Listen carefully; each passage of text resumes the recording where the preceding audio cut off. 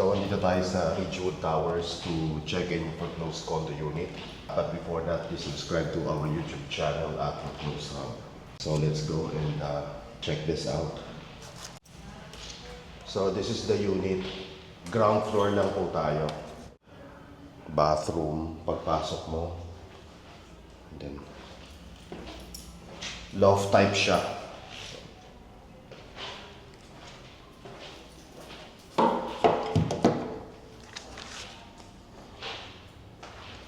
This is around 46 square meters. Up and down na po yan. So, okay rin natin yung taas. And then may another bathroom dito sa taas. Ito yung magiging sleeping den or bedroom area nyo. Yan.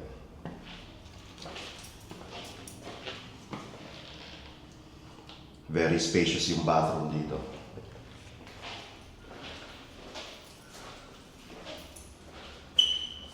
Ayan. And then meron siyang patio for your small garden. Yan, inanay na. Yan. So parang ito yung magiging yan, patio nyo.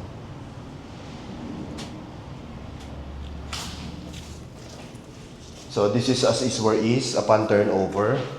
Lahat po ng movables inside the unit, tatanggalin po yan bago ma-turnover. And this is around 4.1 million regular price. And we can request for discount subject to approval. Pwede natin siya makuha around 3.9 million. And available in cash or at least 10 to 20% down payment, and then 80 to 90% balance back financing and in-house exclusive of taxes and fees. So if you are interested to make an offer, because first come first serve po tayo dito, and schedule a property showing, please message us directly. So dito tayo sa amenity area ng Ridgewood Towers in Taguig. Malapit lang to sa BGC and McKinley Hill. Actually pwede din lakarin. Tawid lang kayo ng overpass, SM Aura na. Yung swimming pool nila.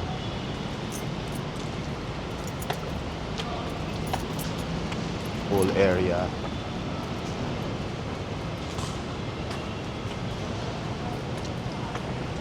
Then may gazebo. Ang kagandahan pa dito sa Ridgewood, pwede mong gawing commercial yung yung unit mo. Kasi yung ibang